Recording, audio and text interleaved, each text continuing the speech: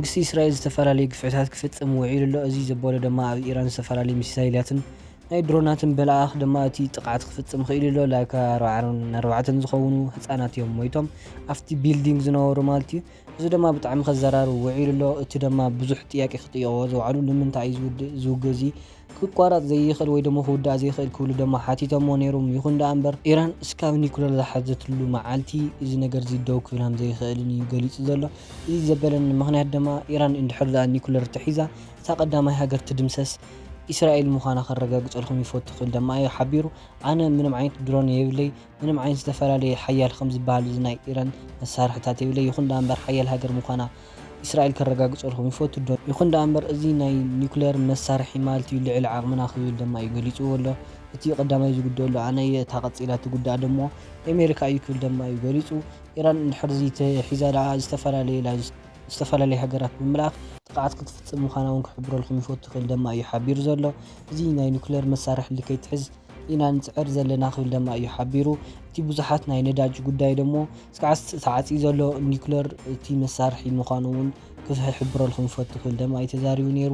እዚ ናይ ነዳጅ ደሞ ኣብዚ ዝቐረባ እዚ ግዜ ክንከፍቶ ክንፅዕር ኢና እቲ ብዝተኻኣለና ዓቕሚ ካብ ኪሳራታት ንክንድሕን ክንፅዕር ኢና ድማ ክብል ድማ እዩ ሓቢሩ ዘሎ። እዚ ኣብ መንጎ ኣሜሪካን ኣብ መንጎ ኢራን ዝተፈጢሩ ዘሎ ጎንፂ ማለት ብዙሓት ዘረባታት ወላ እንትኳ ተዘራረበ ናብ 71 መዓልቲ ገይሩ ኣሎ። እቲ ድማ ኣብቲ 71 መዓልቲ ብዙሓት ዝኾኑ ህፃውንትን ዝተፈላለዩ ገዛውትን እዮም ክፈርሱ ውዒሎም።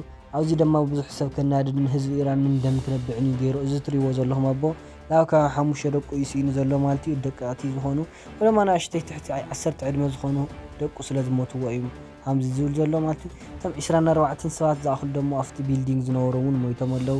እሱ ጥራይ ኣይኮነን ኣብ ዝተፈላለዩ ቦታታት እናወቕዐት እያ ትርከብ እስራኤል ማለት እዩ።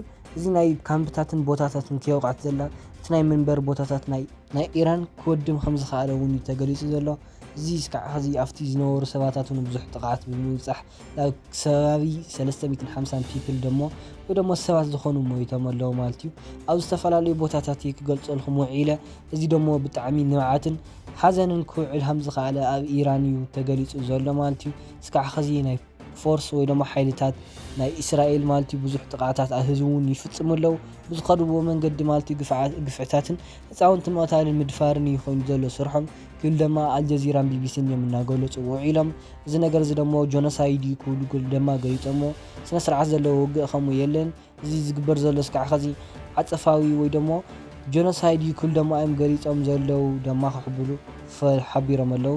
ኣብቲ ናይ ከቢባቶ ዘላ ማለት እዩ እስራኤል ብዝተፈላለዩ ብሓሙሽተ ገፅ ንኢራን ብምኽባብ ዝተፈላለዩ ጥቃዓታት ክትፍጽም ከም ዝወዓለት እዮም ድማ ክገልፁ ውዒሎም።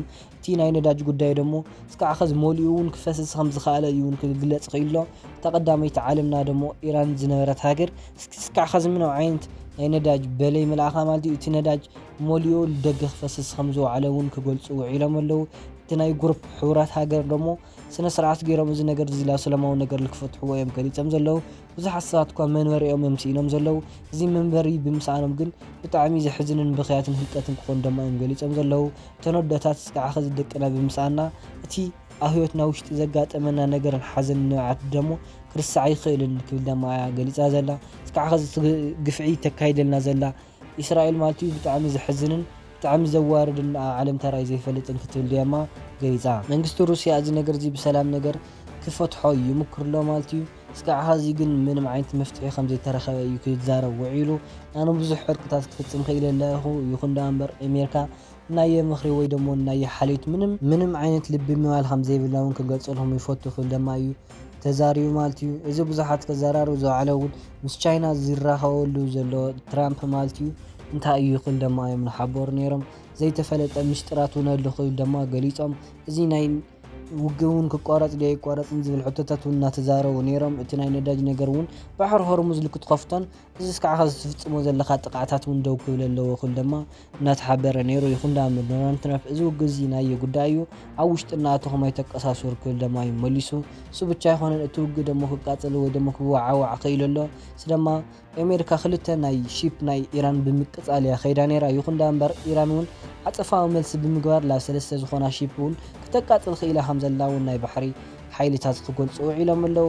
እሱ ድማ ዘበሎም እውን እስካዕ ከዛ ንሕና ምንም ዓይነት ነገር ኣይገበርናን ነርና ወይ ደሞ ጥቃዓት ክንፍጽም ኣይንፈቱ ነርና ይኹን ዳኣምበር ስካዕ ኸዚ ህዝብና ዝሳቀየሉ ስቃይ ስለ ዝሕዝነና ኣባና ዝፍጸም ዘሎ በደል እውን ግፍዓዊ ስለ ዝኾነ ደው ዝንበሉ ወይ ደሞ ጸጥ ኢልና ንሰምዐሉ መንገዲ የለ ክብል ድማ እዩ ተዛሪቡ ድሕሪ ሓንቲ ሃገር ተወቂዓትካ ጸጥ እንተይልካ ደኣ እስኻ ኢኻ ደደብ ክብል ድማ እዩ ገሊጹ ዘሎ ማንኛውም ትኹን ሃገር ለኣነ እንተነኸ ምንም ዓይነት መልሲ ወይ ደሞ ዓጸፋዊ መልሲ ለይንህበሉ መንገዲ የለን ክንህብ ኢና ማንም ደሞ ከይነኸና ክብል ድማ እዩ ገሊጹ ነይሩ እቶም ናይ ፍሉይ ሓይሊ ፎርስ ድማ ዝተፈላለዩ መርከባት ናይ ኣሜሪካ ክማርኹ ክኢሎም ኣለዉ ማለት እዩ ሰን ዝተረፋ እውን ክቃጸላ እውን ከም ዝከኣላ እውን እዮም ክሕብሩ ደልዮም እዚ ነገር እዚ ደሞ ትራምፕ ብዙሕ እናቆጥዖን እናደንገፆን ከም ዝርከብ እውን እዮም ክሕብሩ ውዒሎም ትራምፕ እዚ ነገር እዚ ደስ በለይ ምባሉ ዝተፈላለዩ ግፍዕታት ኣብ ህዝብና እናተፈጸመ ክርአ ይኽእልን ስለዚ ብዝተኻእለን ዓቕሚ ደው ከብሎ ክሙክር እየ እዚ ነገር እዚ ብሰላማዊ መንገዲ ክፍታሕ ክፅዕር እየ እንድሕር ዘይኮይኑ ግን እዚ ነገር እዚ መስዋዕቲ ትኸፍሎ ኢራን እያ ክብል ድማ ብሙሉእ ልቡ ገሊጹ ናሎም ማዓንቲ ዜናታትና እዚኦም ይመስሉ ነይሮም ከምዚኦም ዝበሉ ዜናታት ሒዘልኩም ንክመጽእ ላይክ ሼር ሰብስክራይብ ምግባርኩም ኣይትርስዑ ድሕና ቀኒዩ